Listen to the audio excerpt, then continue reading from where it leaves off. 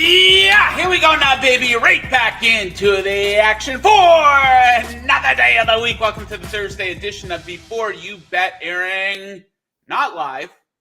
Quick housekeeping item off the top here. We actually pre-recorded this show on Thursday morning, so if you guys are in the live chat wondering why I am not interacting with you, that is the reason why. I do, however, invite you to argue amongst yourselves in there. Okay, so no sweep last night, but the winning ways did continue on Before You Bet. 2-1 with my NBA bets. John Metler 2-1 with his NBA bets as well. So John will be by in about 10 minutes time here.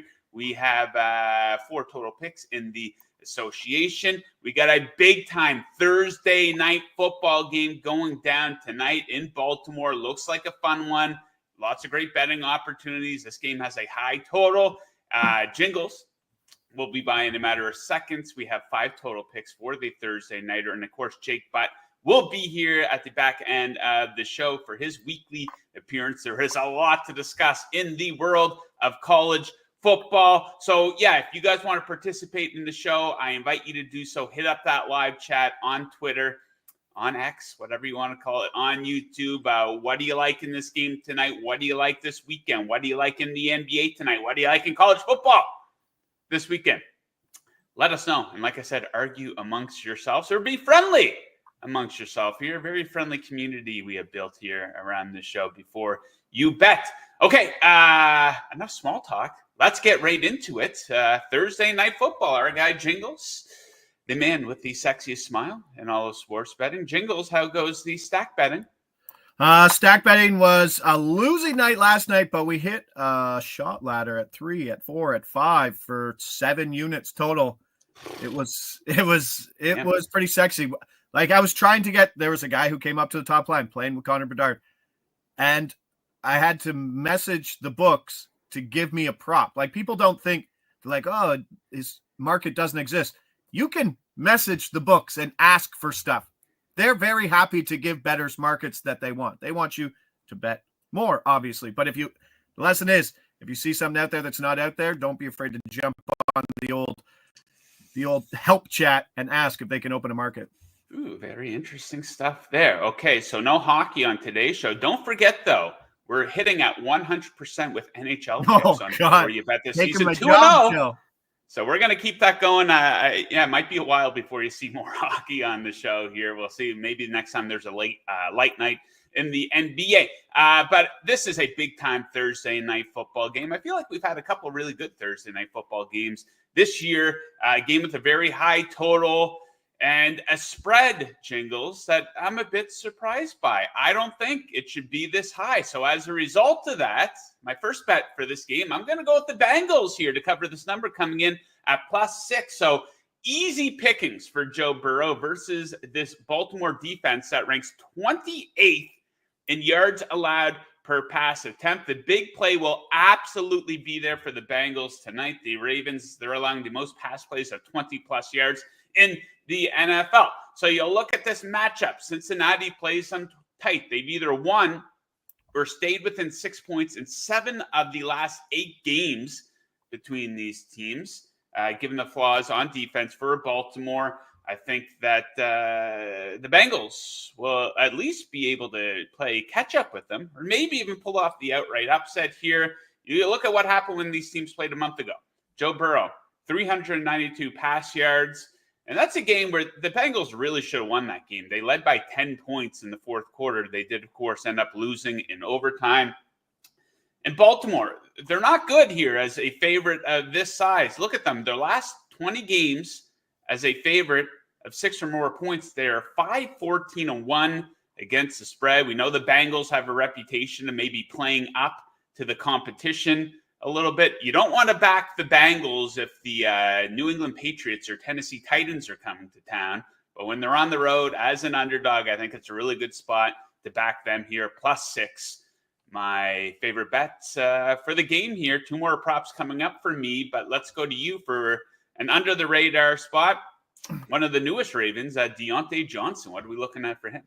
Yeah, hat tip to Derek Hardy. This is a blitz release too, but the number's still there. Deontay Johnson under 1.5 receptions, +155. Now, debut, 0 targets, 6 routes last week. Okay, maybe he's going to get some more work the more he's in. Guess what? This was an offense that ran 3 wide receiver sets at just 11%. There's not a lot of room in this offense for him to get in there. Right now, you got Zay Flowers and Rashad Bateman as wide receiver 1 and 2. And Zay Flowers didn't even have a very big snap share, route share last week. I think it was around 65% snap share.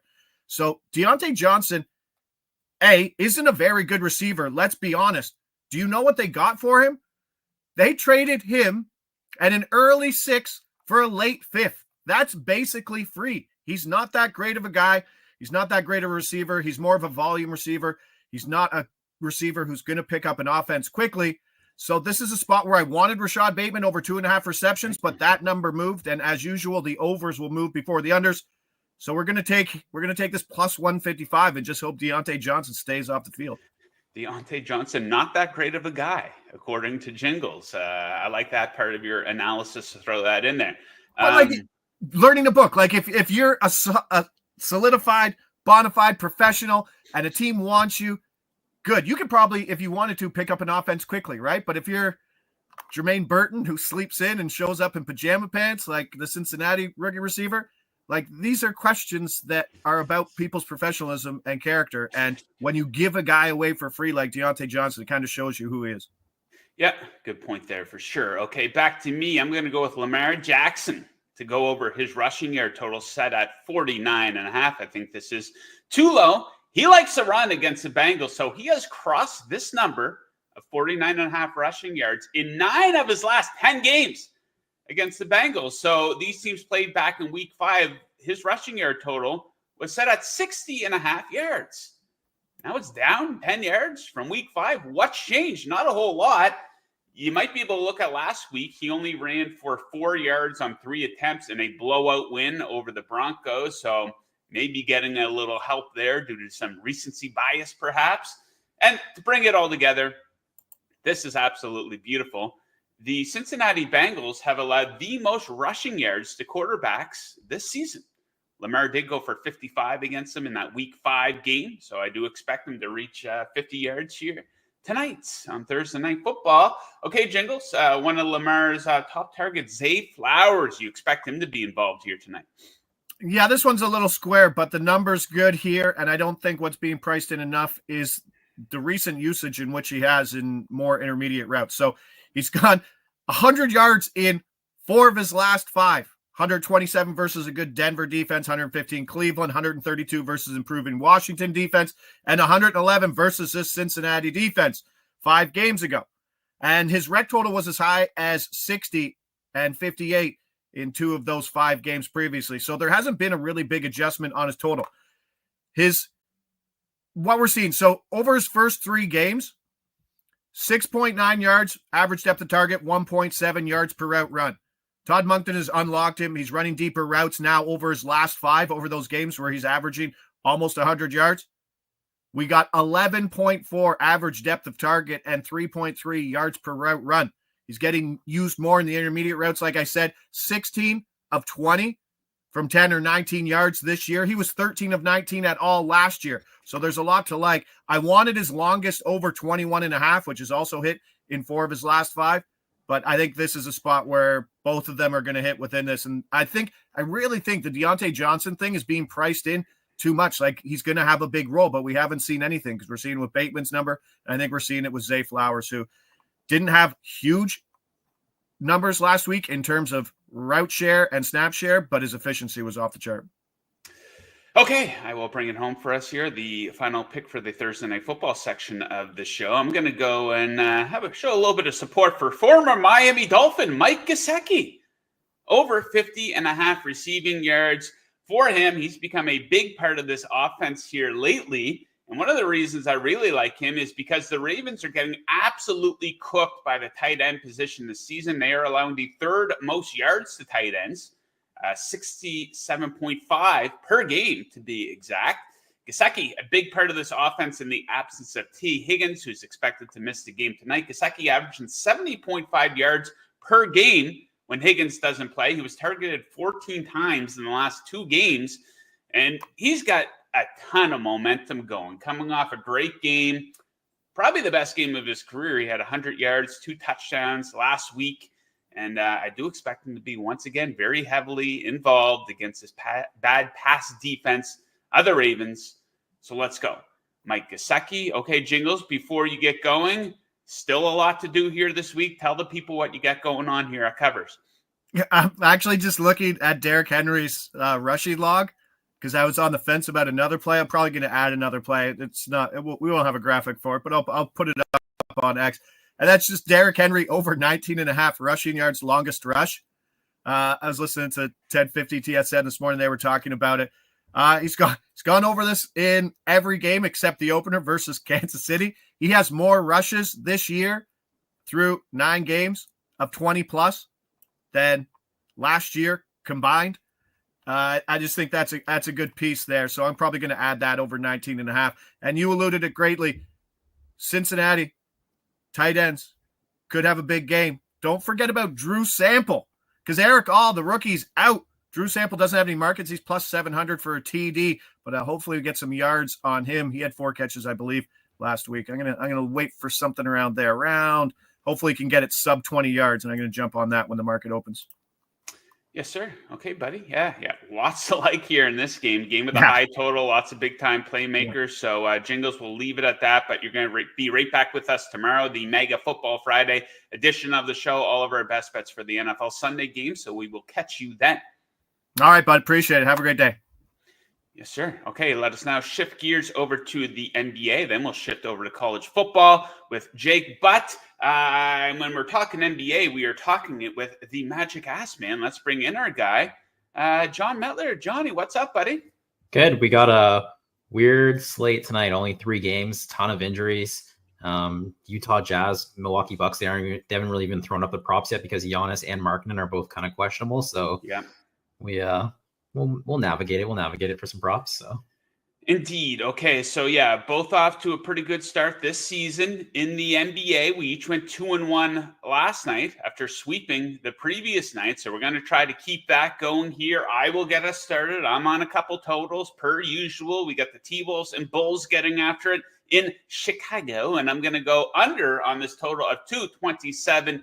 A lot of ammo to support a lower scoring game. So this is the highest total for a T-Wolves game this season.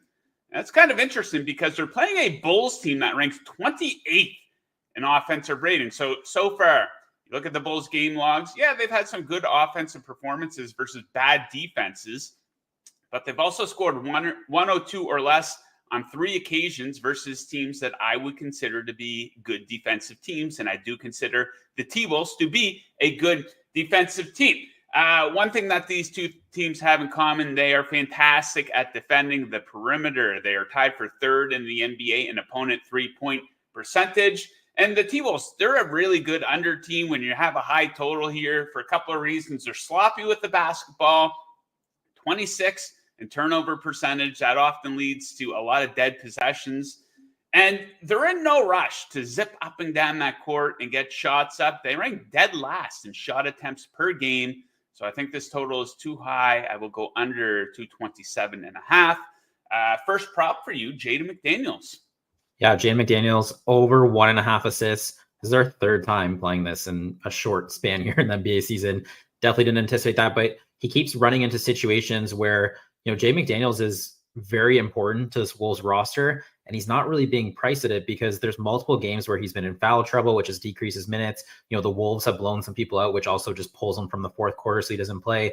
So this prop keeps getting priced like he's someone who plays 23, 24 minutes, and that's just not the role. So when you look at this for his assist prop tonight, we have a massive edge on this if he plays the projections 28 minutes. But to me, that's his floor. That's not, he can easily get up into the mid 30s. And then your edge just explodes. So the fact that we have a big edge on this when he's only projected for 28 minutes, that really draws your attention to it. And it is why I keep coming back to this. I do think he's an improved offensive player this year. And the other thing you do you're talking about them guarding the 3-point line. He is someone who can put the ball in the deck. He should be able to do it against this Bulls defense. And once he gets in the lane, it's Nikola Vucevic protecting the rim. He can just dump to Gobert or a cutter to Anthony Edwards, and those can get finished around the rim. So specifically against the Bulls, like the basketball side of thing is also there. So I love this number. This is the third time we're playing it. He's cashed it twice at 2 big plus money props. Hopefully you can do a third time.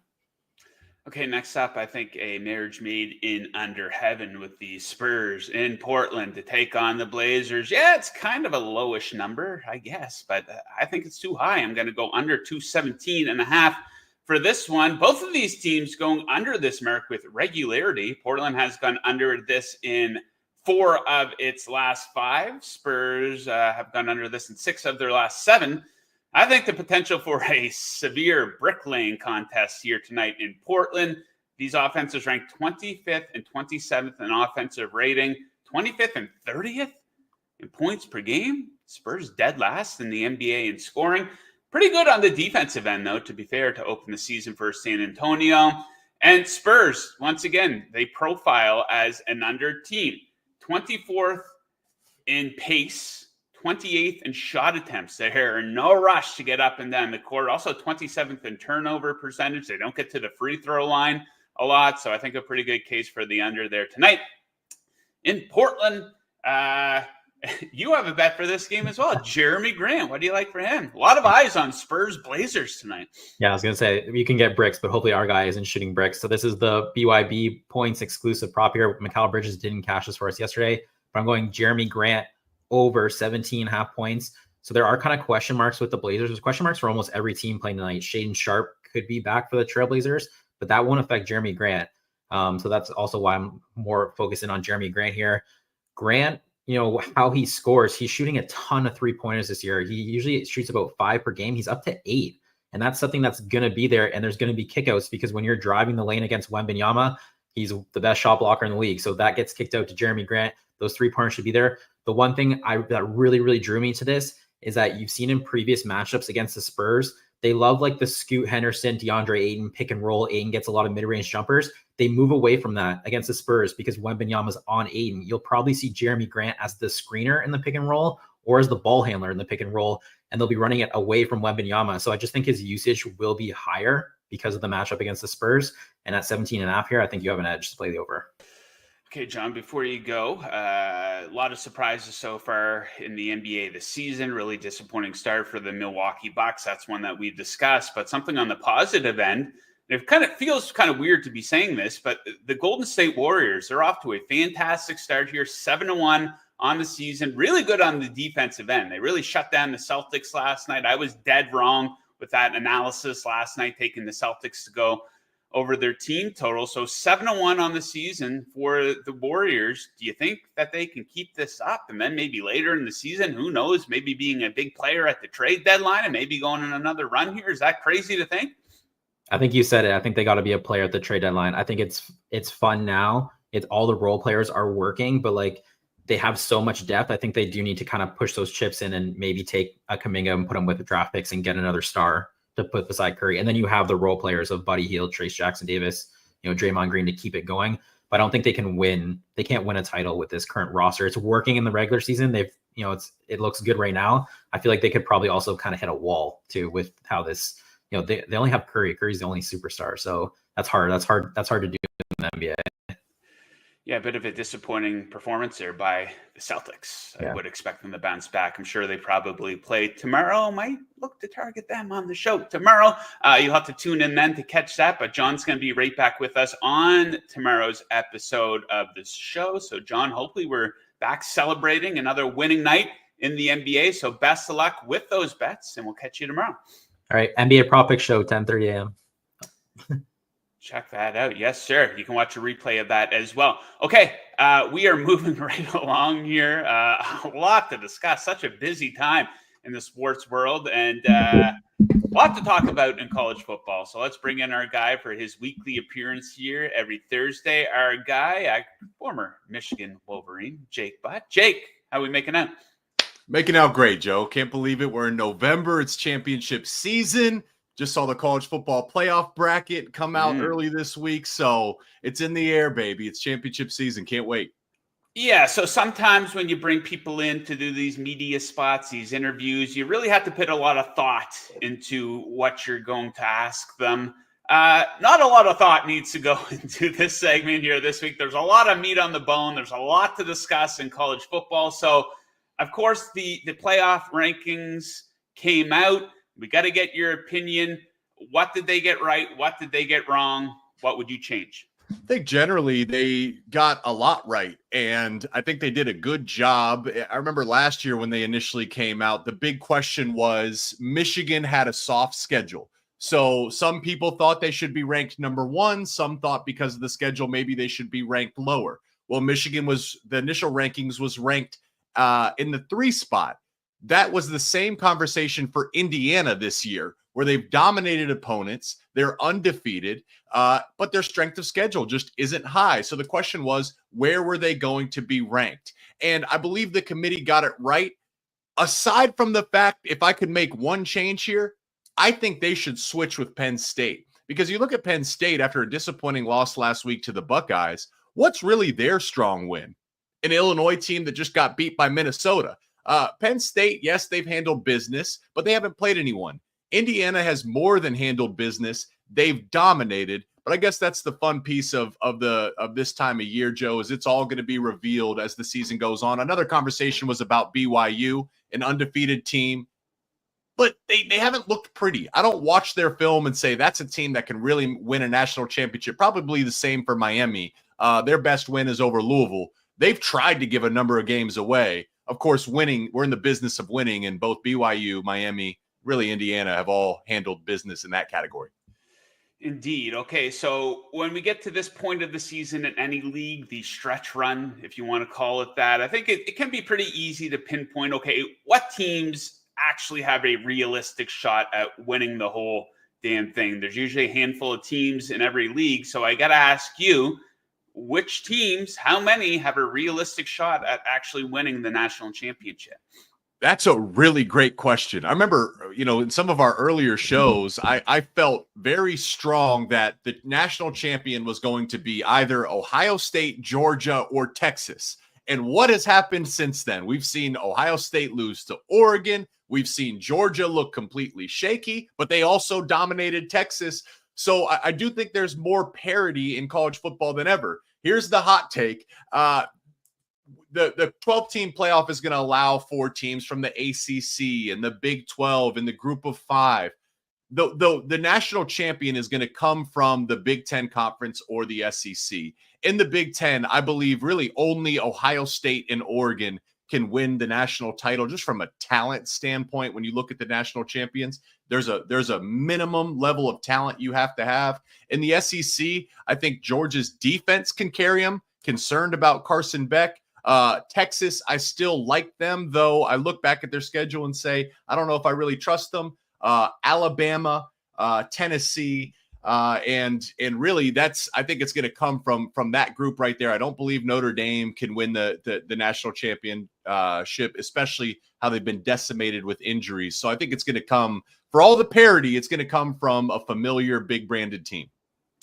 Okay, let's talk Colorado Buffaloes. We're going to be talking them shortly as well for your best bet of the week in college football. But we have the Buffaloes now. They're plus 200 to get into the playoff. They're, of course, not a top 12 team right now. But there is an opportunity. Maybe they run the table. You could call them a bit of a bubble team. There's always bubble teams to get into this thing, whether it's the old system or this one.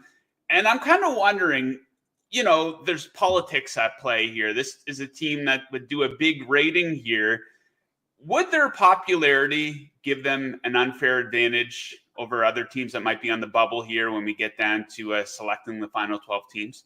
Yes, and I know some may not like that, but yes, that's the way the world works. And look no further than last year, where sure, Florida State is a popular team. They were deserving of getting into the playoff, but the committee basically revealed their hand, where part of their job is to schedule good games and to get good matchups. So Florida State, though more deserving than Alabama, the committee looked at it and said, Bama versus Michigan, man, that's going to smash ratings. Let's get them in there. So I do believe the same is true. But Colorado, I mean, if they win out and say they get to the Big 12 title game and win that, they're looking likely at a first-round bye. Like they have a chance to get a first-round bye and certainly a guaranteed playoff spot. So for Colorado, the mindset starting with their matchup this weekend is now they really kind of control their own destiny in that sense, where if they continue to win, they'll give themselves a chance to win the conference, which would get them in anyways. But if they continue to win, think about the hype train of a 2-loss Colorado team. It'll be hard for me to imagine a world where the committee doesn't include them. Okay, we got a lot of big games here, a lot of big stakes in college football here this weekend, so we got to get your analysis. Let's start with this Georgia-Ole Miss game. I'm kind of surprised Georgia only favored by 2.5, total of 54.5. Georgia not a good bet here recently, though, Jake. 1-6 ATS over their last 7. Ole Miss trying to keep its playoff hopes alive. They're plus 120 to get in. How do you break this one down? Yeah, well, I'm surprised maybe that's how much Georgia's favored by, but I also think Ole Miss is underrated. And I think this is a really critical game to find out really what the truth is for both teams. Earlier in the year, you asked me, hey, what are the best NFL prospects at quarterback? And I looked at mock drafts preseason, and Carson Beck was a guy that was slotted as a first-round draft pick. That's not the way he's been playing lately. In his past 5 games, he's thrown 10 touchdowns and 11 interceptions. He just isn't playing like himself. He's not trusting himself. So the key for Georgia in this game, understanding Carson Beck has struggled. You're going on the road, and you're facing an Ole Miss offense that we know with Lane Kiffin is going to be extremely explosive. They have got to run the football. If they don't run the football, I don't think they win. A fun matchup here, though, is one of the big reasons Georgia dominated Texas the way they did was their pass rush. They have got to get home. Ole Miss, in their 2 losses, they have effectively the same amount of sacks in those 2 losses as they do in their 7 wins across the whole season. So they got to protect their quarterback, and then explosive plays are going to decide this one as well. Okay, we got to get your thoughts on your Wolverines in action here. The only thing left for them to do is pretty much play spoiler this season. Let's be fair. They're a big underdog in this one at Indiana, 14.5, total 49.5. This spread opened at 10.5, Jake. It's all the way up 4 points now. Now they are 19-1 straight up in their last 20 games against Indiana, who remains undefeated on the season. Indiana has also covered the spread in 8 straight games now, so they've been a fantastic bet. Do you think the Wolverines can give them a game here? Yeah, that's really the ultimate question. And when you look at Indiana on this season, they haven't just been winning, they've been dominating. And I think what's important to remember here for all the bettors is Indiana, as they are winning, they have to overcome their history. I think Curt Cignetti is ensuring that they don't just win, that they dominate teams to send a message to the committee and to the college football fan bases that Indiana is the truth. Because they want to, they only got Ohio State as a chance to be a marquee win on their schedule. They want to send a message that they are a playoff team. Now, this game is interesting for a few reasons. Indiana hasn't played anyone really defensively. They haven't seen a great defense. Nebraska was the best defense they've seen this year and the best defensive line they've seen this year.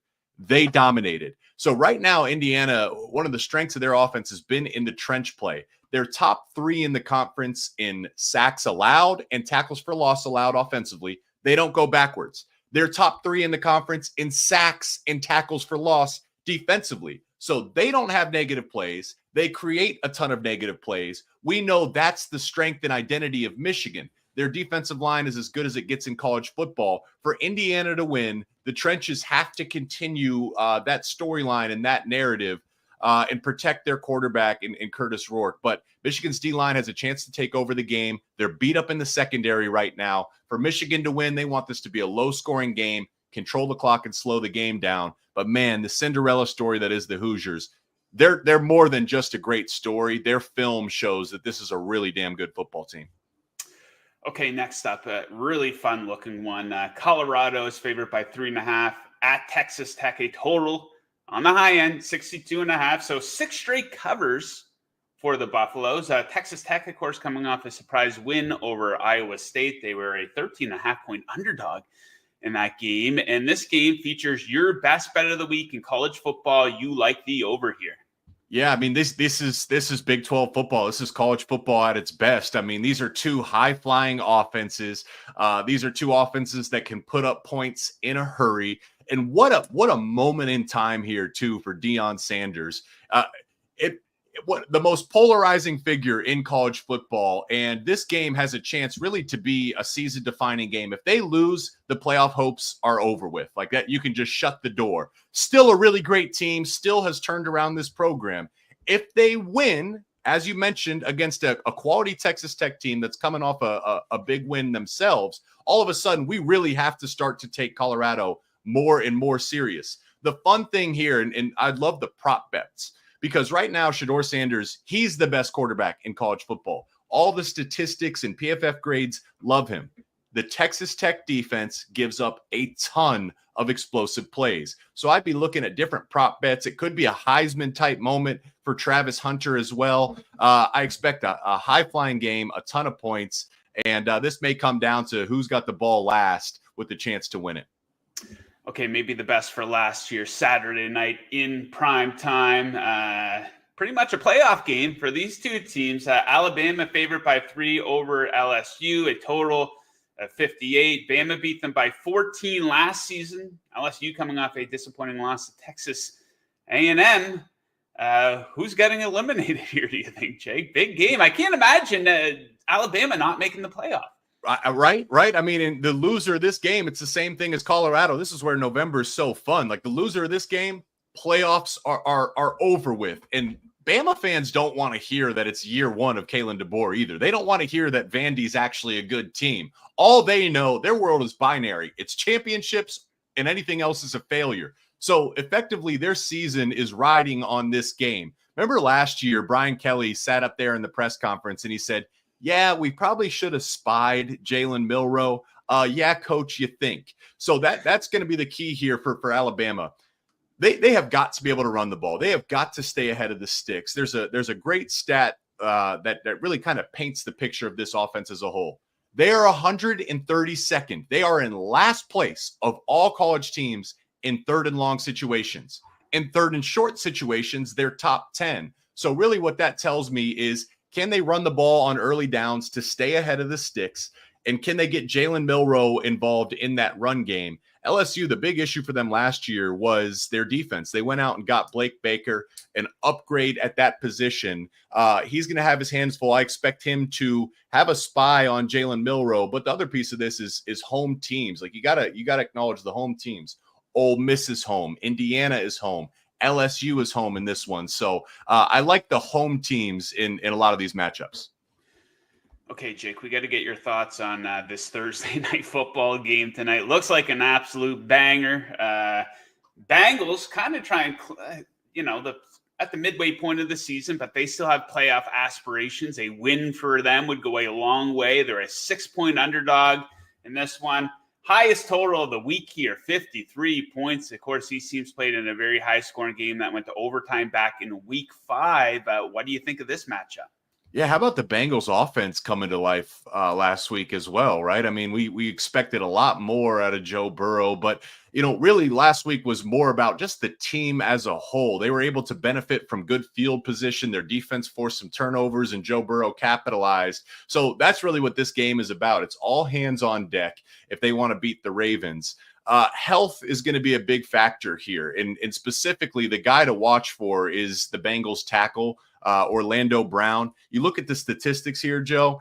When he's been out, Joe Burrow has been a completely different player. His yards per attempt dropped by nearly 2 yards. Their yards per rush dropped by nearly a full total yard with or without Orlando Brown. So that's going to be a key thing to watch. Also, Lamar Jackson playing through a little bit of a knee injury right now. I expect a heavy dose with that in mind. Short week, Lamar Jackson a little beat up. I expect a heavy dose of Derrick Henry. Can the Bengals stop that run? If they can, I believe they can win. But this might just be a classic throwback Ravens game with a heavy dose of run to try to slow everything down and make life hard on that Bengals defense. Okay, let's wrap things up with your best bet of the week in the NFL. And I'm happy to say we are aligned on this one. I have this one earmarked to give out on the show tomorrow, unless the number moves a lot between now and then. But Sunday night football, the buzzsaw that is the Detroit Lions down there in Houston to take on the Texans, who are kind of limping into this one. Total of 49, and you and I both like the under on this one. Yeah, this is for a few reasons. Part of it is you're kind of selling high right now. Man, does that Lions offense look great, and they can beat you in so many different ways.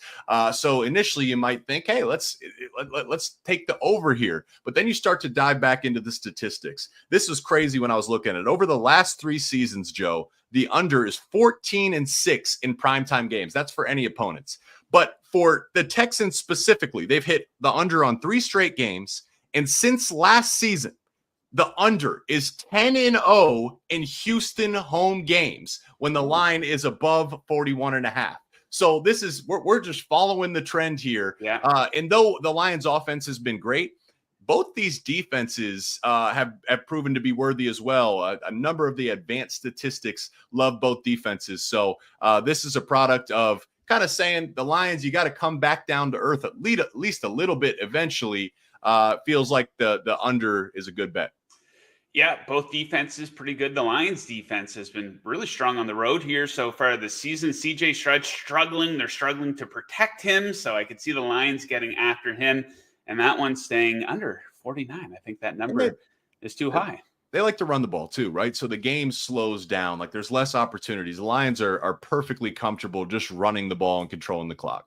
Yeah, get that clock moving. Joe Mixon, right. One of the better running backs in the league so far this season. Okay, Jake, we will leave it at that. Thanks again for joining. Best of luck with your bets. Best of luck with your work this weekend, and we'll catch you again next Thursday.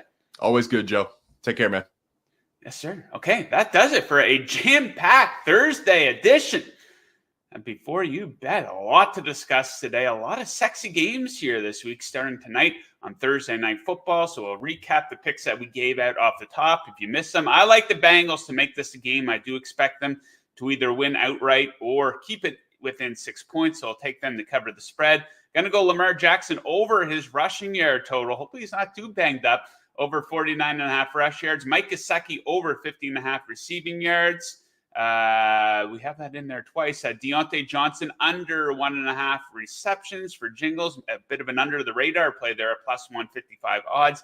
And Zay Flowers over 49.5 receiving yards. Okay, so that does it for the show today. Thank you to my 3 guests for joining me today. Great work by the guys. Thank you to producer Mick for producing a great show today. Thank you to BetMGM, our sponsor. Make sure you check them out for all your sports betting needs. And thank you to all the great viewers who tuned in today. Best of luck with the bets tonight, guys. And we will catch you again tomorrow for the Mega Football Friday edition of Before You Bet. We'll see you then. Woo!